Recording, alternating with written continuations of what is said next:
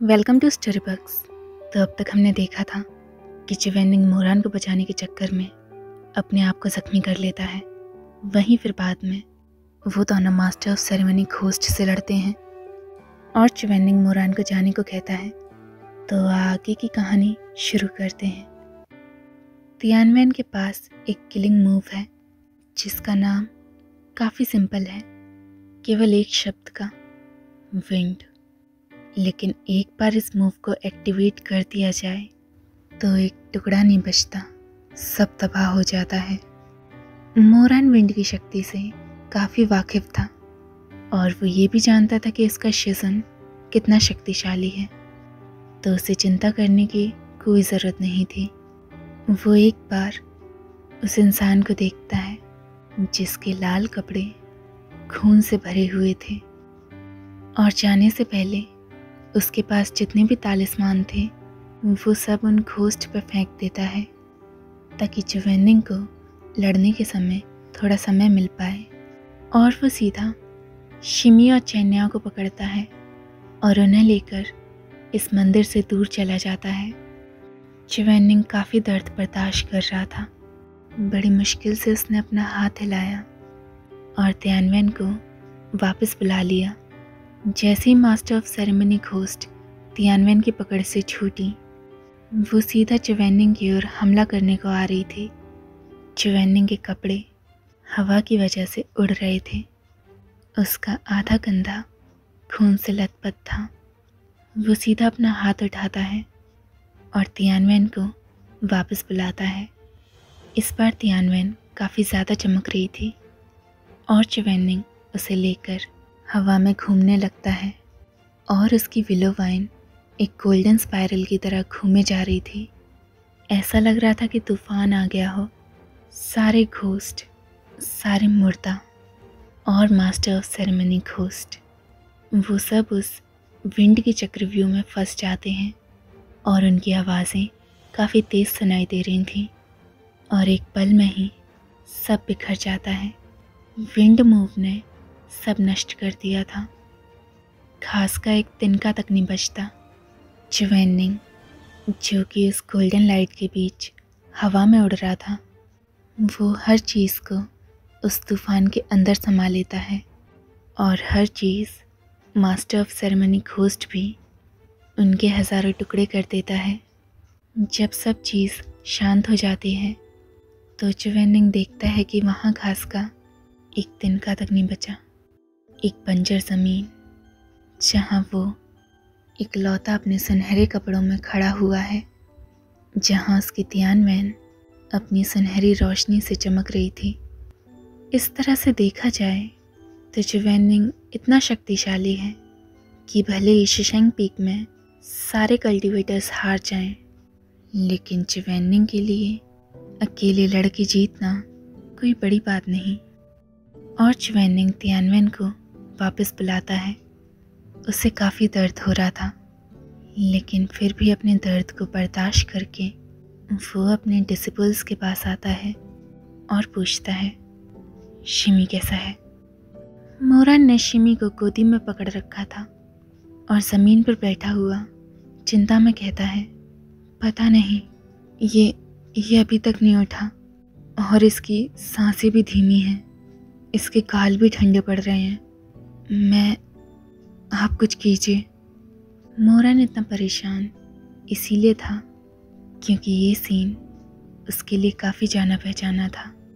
ये वो दुर्घटना थी जिससे मोरान आज तक नहीं उभर पाया। शिमी उसकी बाहों में था और एक वक्त बाद वो अपना दम तोड़ देता है। चिवेनिंग अपना हाथ चैन्या और शिमी की गर्दन पर रखता है और चेक करके बोलता है, जहर इतना तेज़ कैसे हो गया? मोरान चौंक जाता है। जहर? लेकिन आपने तो कहा था ये ठीक है। क्या आपने नहीं कहा था कि ये वश में है? चिवेनिंग कहता है, master of ceremony ghost fragrance powder के इस्तेमाल से इन सब को वश में करती है। ये एक तरह का जहर ही है। मैंने सोचा था कि ये एक आम जहर है, लेकिन ये इतना गंभीर निकलेगा। और कोई कुछ नहीं बोलता। फिर च्वेनिंग कहता है, इन्हें चैन हाउस ले चलो पहले। जहर बाहर निकालना इतना मुश्किल नहीं है। ये तब तक ठीक है जब तक ये मर नहीं जाते। उसकी इतनी कोल्ड और बिना भावनाओं की बात सुने, हालांकि च्वेनिंग ऐसे ही बोलता था, लेकिन इस वक्त सबको देखकर ऐसा ही लगता कि उसे कोई फ़र्क नहीं पड़ रहा। मोरान को भी वो वक्त याद करता है जब हद से ज़्यादा बर्फ़ गिर रही थी। वो उस बर्फ़ में नीचे झुका हुआ था और उसकी बाहों में शिमी था, जिसकी ज़िंदगी दांव पर लगी हुई थी। अपने चेहरे पर आंसू लिए वो रोते रोते च्वेनिंग से भीख मांग रहा था कि एक बार वो पलट के अपने डिसिपल को देखे। वो चिल्लाए जा रहा था कि बस एक बार अपना हाथ बढ़ाकर अपने डिसिपल को बचा ले। लेकिन उस वक्त च्वेनिंग ने क्या कहा? उसने आज की तरह जवाब दिया, मैं नहीं कर सकता। बस कुछ शब्दों में उसने मोरान की भीख को मना कर दिया, उसके रोने को नज़रअंदाज कर दिया। उस भारी बर्फबारी में मोरान की बाहों में वो इंसान अपनी आखिरी सांस लेता है। उस दिन च्वेनिंग ने अपने हाथों अपने 2 डिसिपल मार दिए थे। एक शिमिंगजिंग, जिसे वो बचा सकता था लेकिन उसने नहीं बचाया, और दूसरा मोवियो, जो उस दिन अपना दिल निकाल के रो रहा था, अपने घुटनों पर आकर मदद की गुहार लगा रहा था। ये बात याद करके मोरन को काफ़ी तकलीफ़ हो रही थी। उसकी क्रूरता, उसका गुस्सा सब बाहर आ जाता है। एक वक्त था जब वो एकदम से उठ के च्वेनिंग का गला घोटना चाहता था। उसका ये बिना भावनाओं का चेहरा मसलना चाहता था। उसके अंदर का वही टूटा हुआ शैतान उससे पूछना चाहता था कि क्यों उसने अपने डिसिपल्स को नहीं बचाया। मोरन शायद ये सब कर भी देता, लेकिन तभी उसकी नज़रें च्वेनिंग के खून से लथपथ कंधे पर जाती हैं और इसका सारा गुस्सा गायब हो जाता है और वो कुछ नहीं कहता, बस च्वेनिंग के चेहरे की ओर देखे जा रहा था। च्वेनिंग नोटिस नहीं करता कि मोरान उसे देख रहा है, और फिर मोरान अपना सर झुकाकर शिमी की ओर देखने लगता है। अगर शिमी को फिर से कुछ हो गया तो। और तभी शिमी खांसने लगता है और अपनी आंखें धीरे से खोलता है। उसकी आवाज़ काफ़ी नाजुक थी। हारान, मोरान कहता है। हाँ, ये मैं हूँ। और मोरान की जान में जान आती है। वो शिमी के गालों को छूता है और कहता है, शिमी, तुम कैसा महसूस कर रहे हो? क्या कहीं दर्द हो रहा है? शिमी स्माइल करता है और फिर अपने आजू बाजू देखने लगता है और बोलता है, हम यहाँ कैसे? मैं बेहोश कैसे हुआ? शिजन, ये डिसिपल। च्वेनिंग कहता है, बात मत करो। और वो शिमी को एक दवाई देता है, क्योंकि अब तुम उठ चुके हो तो ये जहर मिटाने वाली दवाई खा लो, लेकिन इसे चूस के खाना, निगलना नहीं। शिमी उस दवाई को खा लेता है और तभी वो हैरान हो जाता है। शिजन, आपको ये चोट कैसे लगी? आप पूरे खून के। च्वेनिंग की आवाज़ अब भी काम थी। बिना किसी इमोशन के वो बोलता है, मैं ठीक हूँ। और वो उठता है और मोरान की ओर देखकर कहता है, तुम इन दोनों को चैन हाउस ले आओ।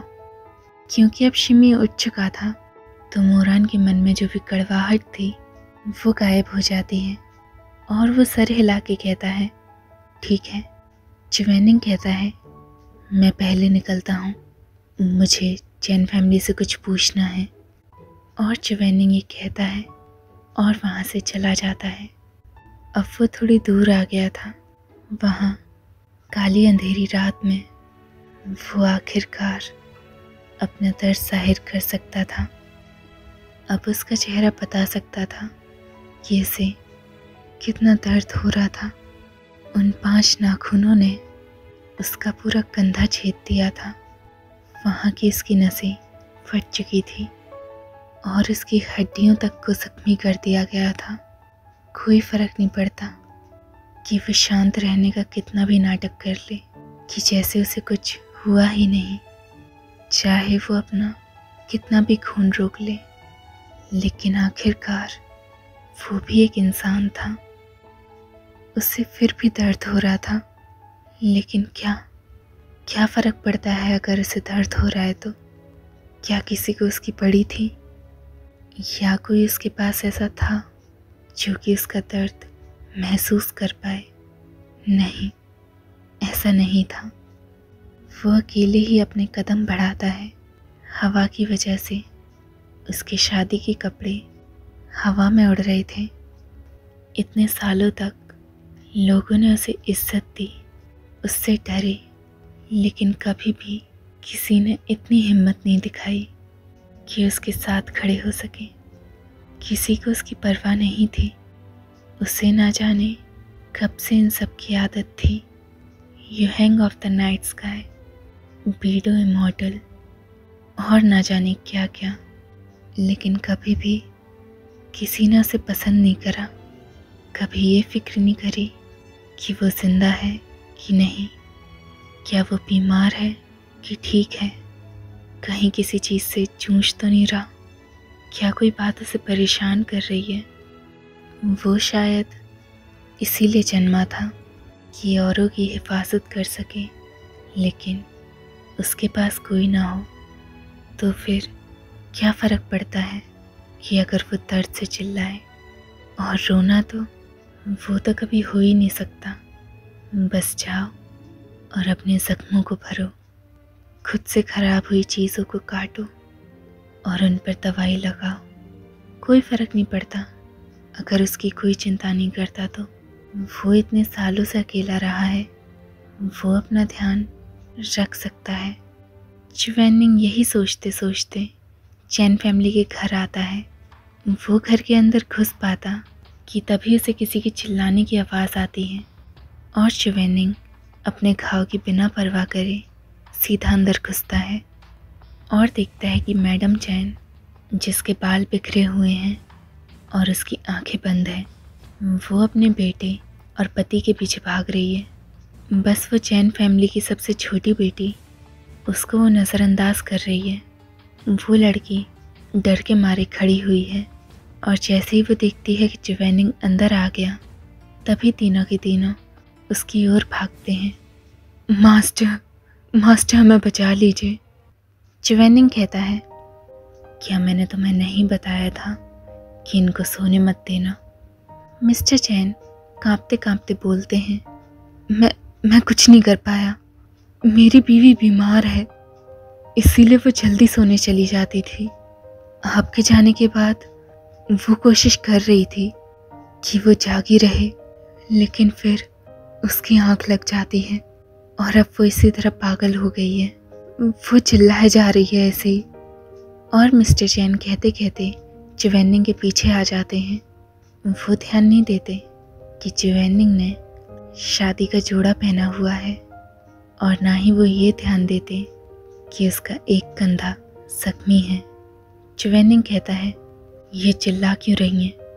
मिस्टर चैन कुछ कह पाते कि तभी मैडम चैन चिल्लाने लगती हैं, लेकिन उनकी आवाज़ जवान लड़की की थी, ना कि मैडम चैन की, जो चिल्लाते हुए कह रही थी, सब झूठे हैं, इनमें रीढ़ की हड्डी तक नहीं। मैं तुमसे बदला लेकर रहूंगी।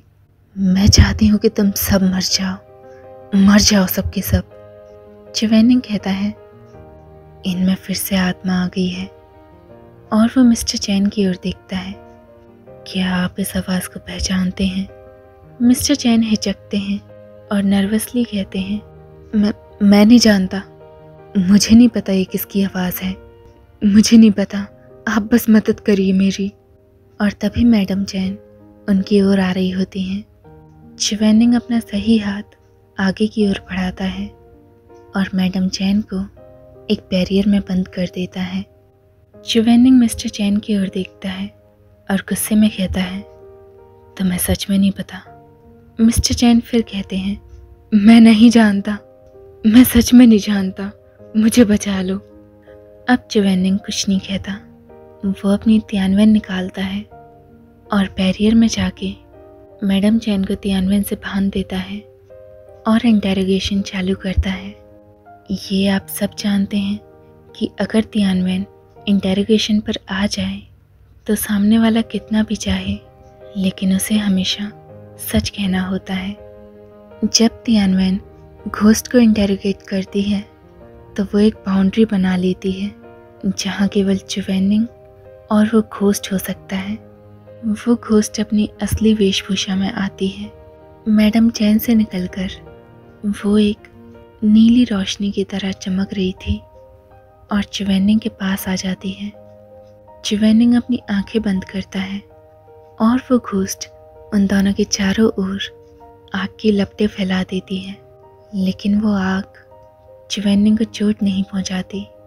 वहीं चैन फैमिली ये नज़ारा देखकर चौंक जाती है। उन्हें नहीं पता था कि चिवेनिंग कर क्या रहा है।